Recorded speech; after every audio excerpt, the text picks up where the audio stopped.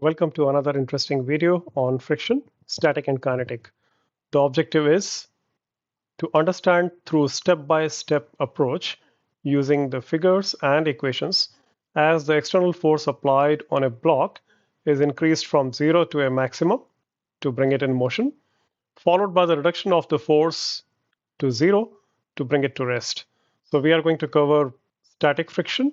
Within that, what are the range of values, what is the maximum value, and what is the coefficient of static friction, along with the properties and important notes wherever applicable. Then we move to kinetic friction. We define the force of kinetic friction and then the coefficient of kinetic friction, and we end the session with frictionless motion. So as you see through the pictures, we will have a block at rest. We are going to apply the force, gradually go on increasing it and leading to the maximum value of force of static friction. And once the object starts to move, then we see the behavior of the force of kinetic friction when the applied force is changed. Eventually, we will also see in this session when the forces applied are reduced to zero, what happens.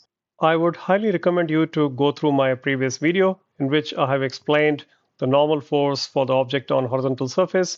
We are going to revisit and utilize the concept of normal force from this session into the current session. Through this slide, you will be able to understand and appreciate a lot of important concepts, including what is force of static friction? Does it come into play when the object is at rest? And what's the dependency of force of static friction Fs with respect to the applied force Fa? What is the maximum force of static friction?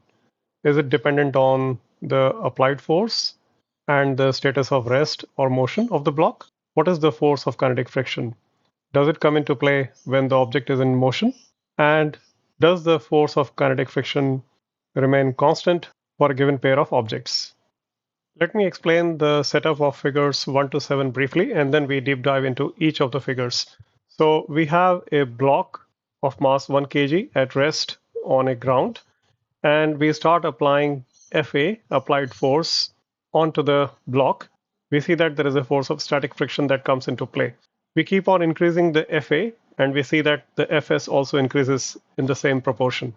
And finally, we arrive at a value of applied force such that the force of static friction value becomes maximum. At this tip over point, when I say tip over point, if I apply any value of Fa higher than Fs max, at that point, the block will come into motion. And from this point onwards, it is the force of kinetic friction that comes in the picture. With increasing applied force, we see that the force of kinetic friction remains constant, as you see eventually until figure 7. So let's first of all see what is given to us. Mass of the block is given as 1 kg.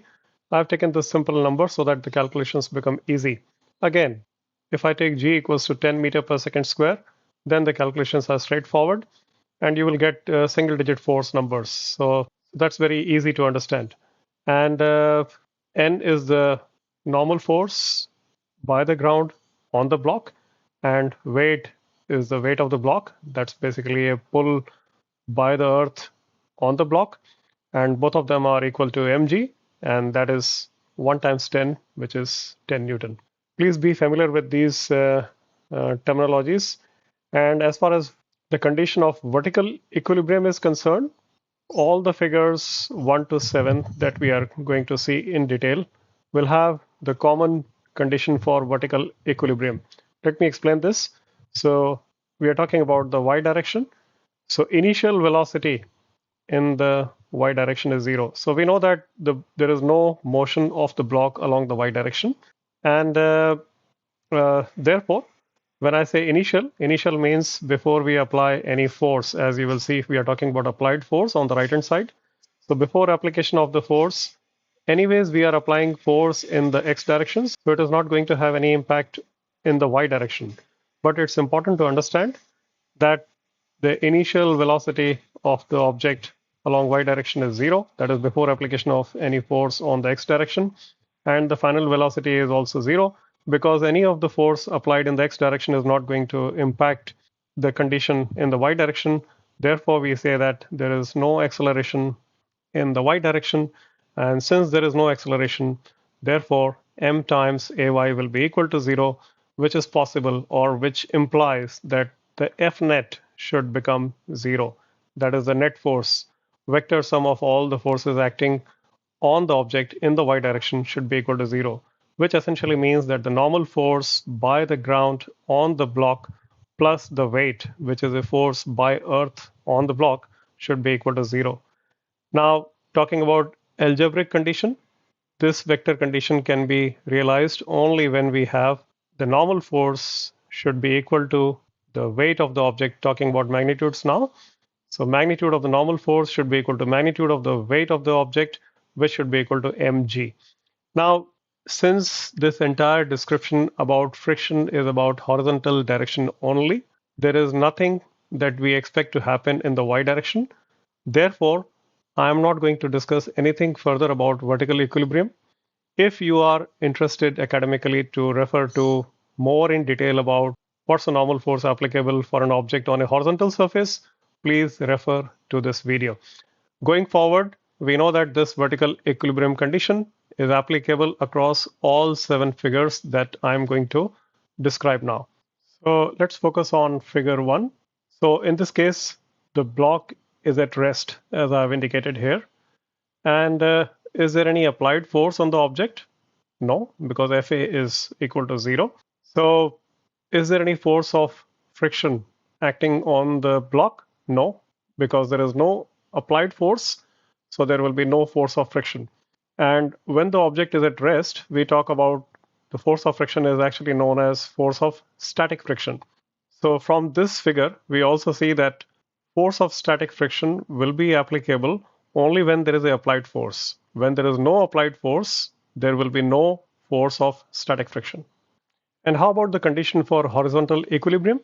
So F net, the net force along the x direction, which is equal to sum of all the vector forces in the x direction, that should be equal to 0. So in our case, there are no forces along the x direction. So this condition is definitely met. So let's focus on figure 2. What's happening here? So we have, is there any applied force? Yes, there is an applied force of 1 Newton to the right. So it's a pull force acting by some external agency on the block. And because we see that the block is at rest, so that means there must be a force acting on the block in the opposite direction of the applied force. And we see that, and we say that that force is known as force of static friction. Why static? Because the block is at rest. And it has to have the same magnitude as Fa, which is equal to 1. Then only the condition will be met that the block will remain at rest. Now let's see the equilibrium condition. So F net will be equal to the net force on the block, which will be Fa1 minus Fs1, which will be equal to 0. So this is the condition for horizontal equilibrium. So effectively, that means Fs equal to Fa. What's the difference between figure 1 and 2? In figure 1, there were no forces acting on the block, and therefore the net force was 0.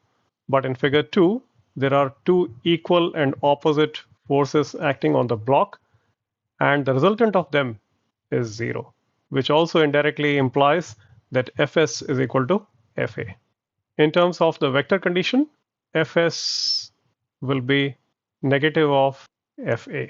That means magnitude of Fs will be equal to magnitude of Fa, but the direction of Fs and Fa will be opposite to each other.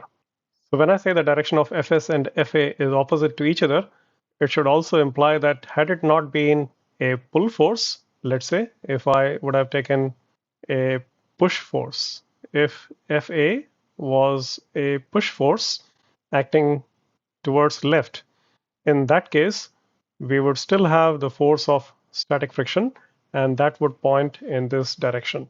So in every case, the direction of Fs and Fa will be opposite to each other. But for our example, we will continue with the case of pull force. Also, did you notice that I have shown the force of static friction along the surface? Why is it so? Because force of static friction, for that matter, force of friction is a contact force. And I can also clearly specify this is a force of static friction by the ground on the block. Okay, both the forces are acting on the block. Fa is by external agency on the block, and Fs is by the ground on the block. Now, if I consider this block as a point object, then I can show this the center of mass of the object with a dot. And for all practical purposes in your problem solving numericals, you will always assume that Fa and Fs are acting at the center of the mass.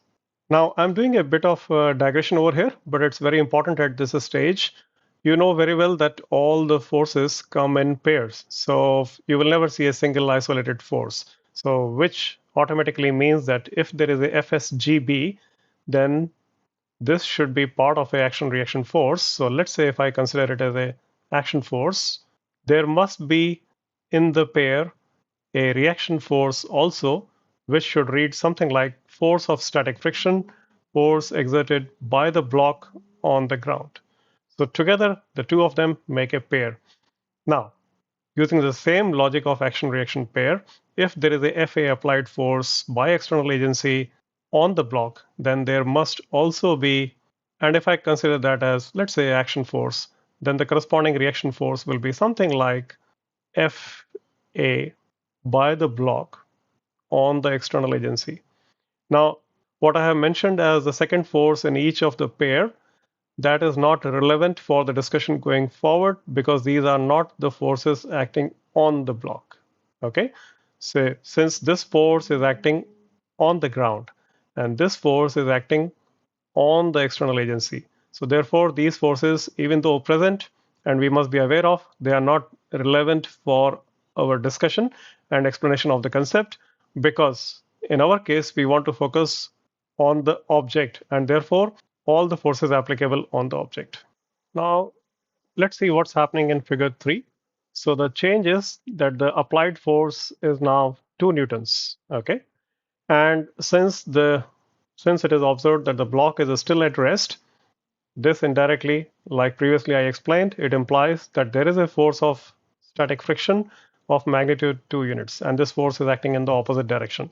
Now, coming to the equation, do we have horizontal equilibrium? Yes, because it is at rest, so the net force should be equal to 0.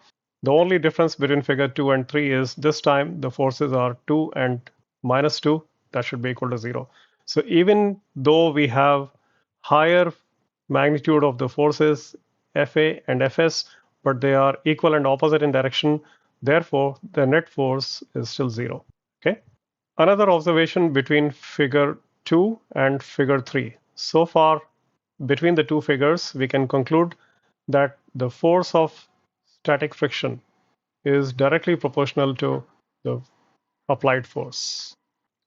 Now let's focus on figure 4, where we increase the applied force to 3 Newton. And we see that the block is still at rest, and therefore there is a force of static friction equal to 3 Newton acting towards the left. And with respect to the equilibrium condition, this time the net force will be 3 minus 3 equals to 0. But there is something different I have written here, and that is Fs max. So the significance of Fs max will be clear only when we see figure 4 along with figure 5. So let's focus on figure 5. So you must have already spotted that as soon as the applied force is slightly more than 3 Newton in our case, yeah, so it is 3.001 Newton. What I'm trying to say is any slight increase Fa in such that Fa is greater than 3. So it could be you can put any number of zeros between the dot and the 1. All we are trying to say is if the applied force is marginally higher than 3, then we see that this block moves. Okay. So now I'm going to correct what's the definition of Fs max. Fs max is related with this number. So Fs max refers to the maximum force of static friction that is expected to come into the play before the object or the block starts to move. Okay, so essentially that means is that so if Fa is less than or equal to Fs max, then the block will remain at rest. So in this picture, we see that Fa is equal to Fs max, and therefore it is at rest. While in these two cases, figure 2 and 3, we see that Fa is less than Fs max, and therefore the block is at rest. And in figure 1, we see that there is no Fa, and therefore there is no Fs.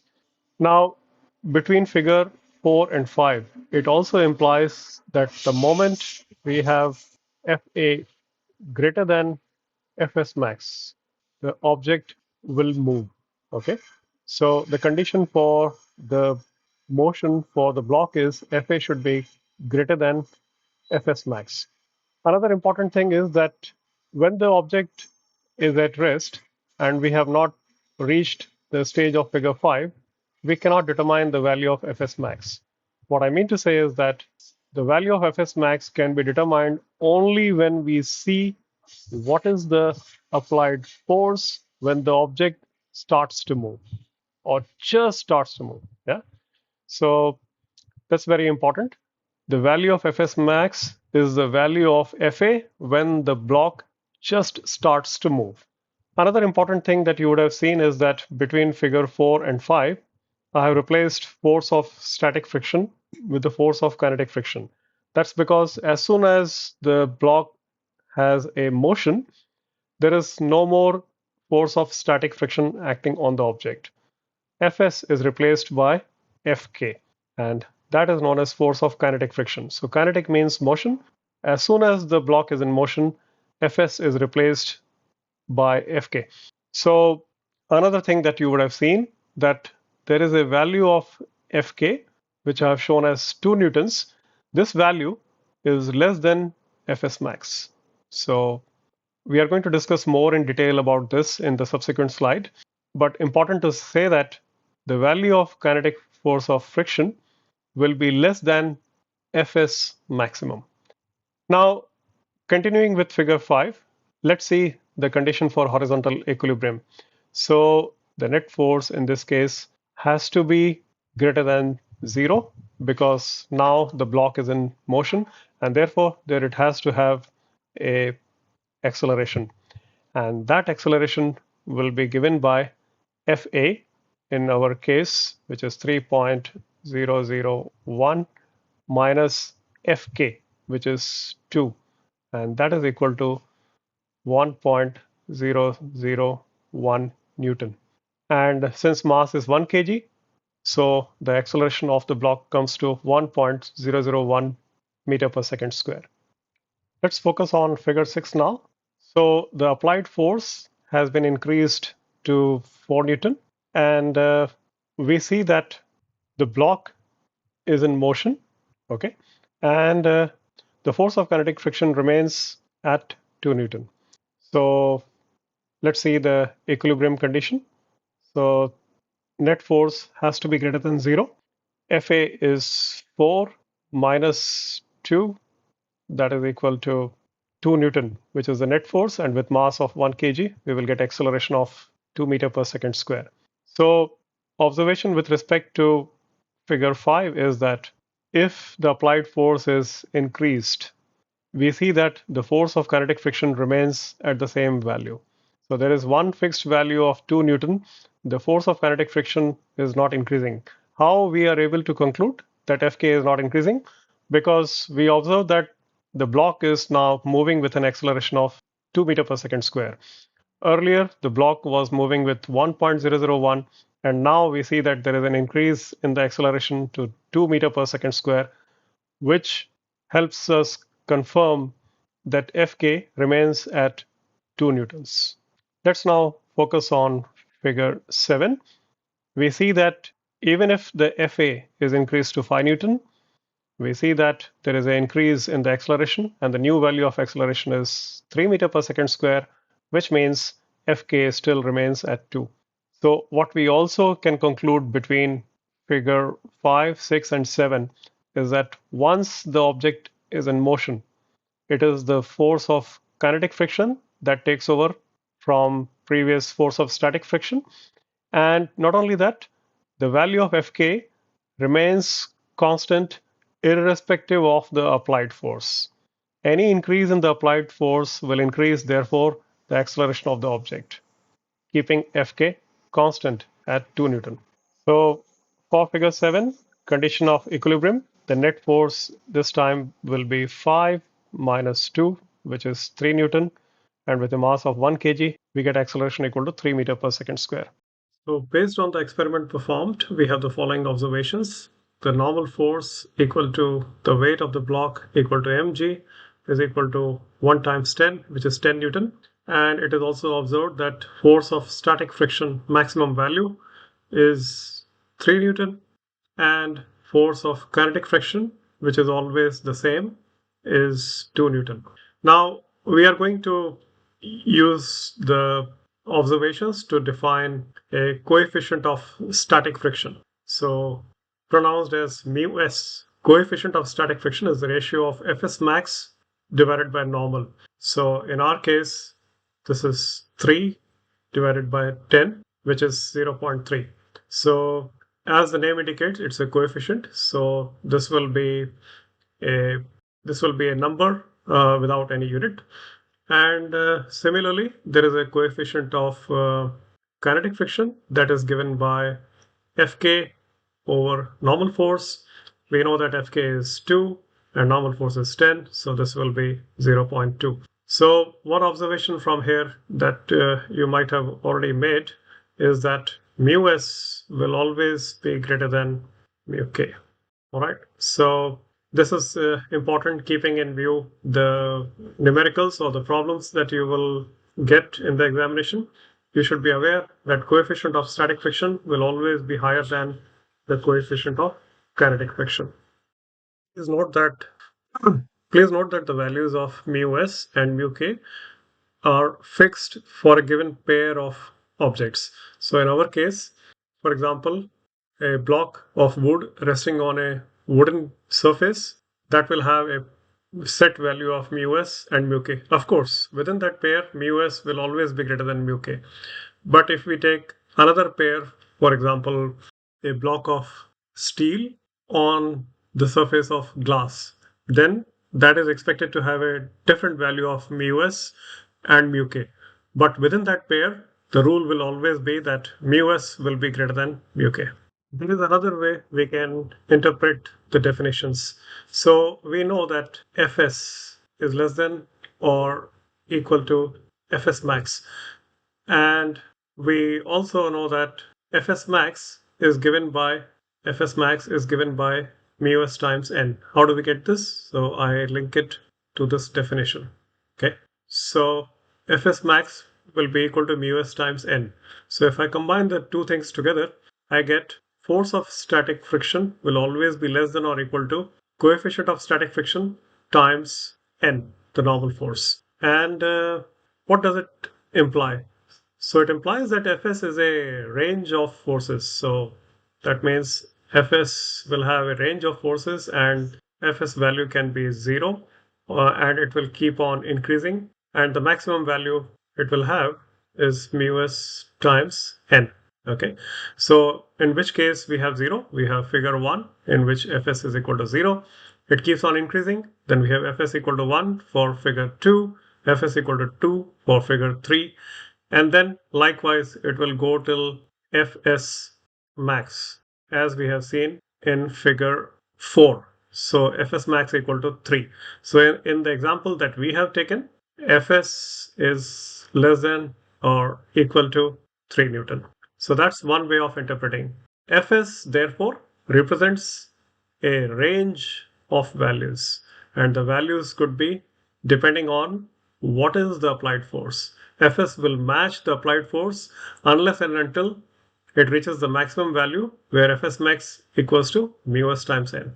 Now, let's focus on Fk. So we cross multiply this and we get Fk will be equal to mu k times n.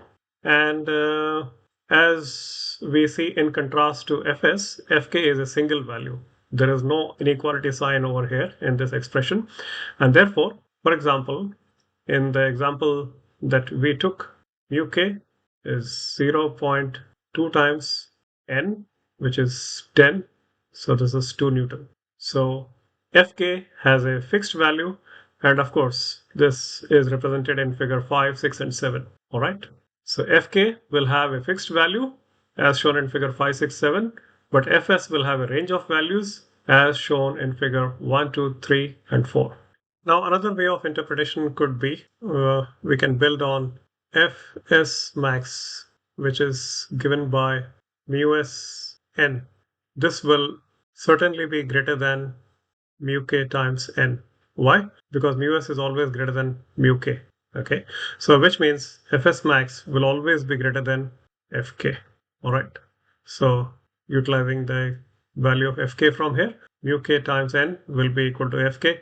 Therefore, Fs max will always be greater than Fk. What this literally implies is that what we experience while pulling heavy objects. So when a person starts to pull the object, the amount of force goes on increasing as a pull force, and it is realized that you keep on increasing your force until the point it is just about to move.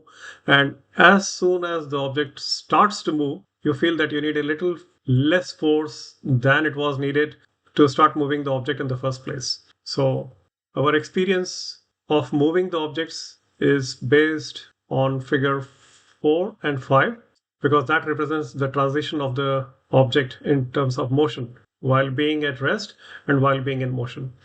So it is far more difficult, as we say, it is far more difficult to bring a block in motion. For example, in our case, it needed slightly more than 3. Now, once the block is in motion, we need a lesser force. So in the figure, I have shown 4 and 5.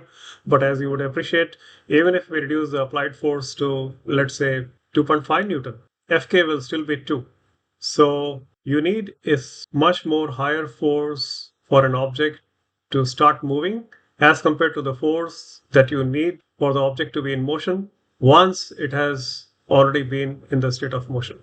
So let's see all the properties of force of static friction, Fs. So first is Fs is a force applied by the surface, which is ground in our case, on the object, which is our block. Maybe I should write here and vice versa. As I mentioned, all the forces in the nature are always in pairs of action and reaction. So there will be a force of static friction by the ground on the block. This is what is of our interest. Why? Because it's a force on the block, whereas the counterpart in the action reaction pair is force of static friction by the block on the ground, which will be equal and opposite to the other in the pair. However, even though this exists, this is not of relevance for us right now because it's a force acting on the ground. While from the free body diagram perspective, we will always be interested in the forces acting on the block. All right. The next point is if there is no applied force, the force of static friction Fs is 0. This is very clear from figure 1. Fs acts in a direction opposite to the direction of the applied force. This is clear from 2, 3, and 4. Then Fs comes into play when there is a applied force Fa and the object is at rest. So that again is a observation from figures 2, 3, and 4. Then the next one is Fs acts along the surface of the object. So as I mentioned, force of friction is a contact force and it will be therefore exerted along the surface. So with respect to the point of application of the force, you can safely assume it to be acting at the center of mass of the block. And then we have Fs max value will be equal to mu s times n. So in our example, mu s was considered as 0.3 and times n, which was m is 1 kg and g was 10. So this was 3 Newton. So this is what has been explained in figure 4. Fs max is equal to 3 Newton. So the next one, maximum value of Fs is observed when the object is just about to move. Okay, so this is clear from figures 4 and 5. So when we reach to a Fs max value of 3, after that, if we apply Fa slightly more than 3, for example, 3.001, then we see that the object starts to move. So Fs max, therefore, has to be the value of the force of friction just before the object starts to move. So, which in this case will be 3. Then the next one is Fs stops to act as soon as the block moves. So this is clear from figure 5. Why? Because after this, it will not be force of static friction that will be playing its role. The role will be played by force of kinetic friction. Then the next statement is, if applied force is less than or equal to μs times n, then the block will not move, which is very clear from figures 2, 3, and 4. However, if the applied force is greater than μs times n, which we see from figure 5, even if it is slightly greater than μs times n, then the object will move. So this is from figure 5. Then we have an important statement. The minimum force needed to move the object has to be slightly greater than μs times n. So it has to be slightly greater than μs times n, which means any number which is higher than μs times n, even if it is slightly higher, it will be able to move the object, which essentially also means that the minimum force needed to move the object must be slightly more than the maximum value of Fs. Let's continue to build the scenario from figure 8 till figure 11. So we have the block already in motion and the applied force is 5 Newton and the force of kinetic friction is constant at 2 Newton. So for this, the equilibrium condition will state that Fnet will be equal to, Fnet has to be greater than 0, yeah, which means Fa minus Fk, which is 5 minus 2, will be equal to 3, and therefore the net force on the object is 3 Newton to the right. And since the mass is given as 1 kg, we will have acceleration will be equal to 3 meter per second square. Now let's progress to figure 9. And what we have is we have reduced the applied force to 4 Newton. And therefore, the revised Fnet on the object will be 4 minus 2, that is 2 Newton acting on the object, and which translates to acceleration is equal to 2 meter per second square. Let's further assume if we reduce the applied force to 2 Newton, in this case, the net force will be 2 minus 2, that will be equal to 0 Newton, and which means now the block is moving with 0 acceleration. Of course, that translates to uniform velocity. Now let's further assume that in figure 11, we make the applied force as 0. So there is no applied force acting on the block, while we see that since the block is already in motion, the force of kinetic friction will continue to act and it will have a constant value of 2 newtons. So now if we see Fnet, that will be equal to 0 minus 2, and that is minus 2 Newton, which means that there is now negative acceleration, a equals to minus 2. Now we know that, let's hypothetically, if we assume that F equal to 0 was achieved at time t equal to 0, and at that time the initial velocity, let's say, was 1 meter per second, then we can easily determine, since there is only force of retardation, then the object should come to rest sometime later. So we can use the equation v equals to u plus at. And we know that final velocity is 0, initial velocity is 1, acceleration is negative 2. So that is So which means 2t equal to 1, which means t equal to 1 over 2, which is 0.5 second. So that's one observation. And how much distance the block would have traveled with this force of retardation active? That will be equal to v square minus u square should be equal to 2as.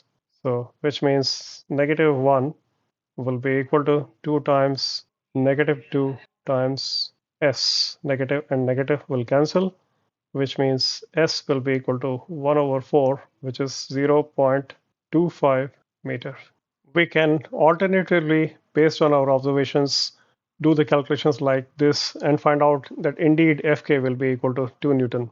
So if we know the time and we also know the initial velocity at which the Fa was made equal to 0, and we know that the final velocity will be equal to 0. So from this, we can put it in the equation v equals to u plus at, and we find out a.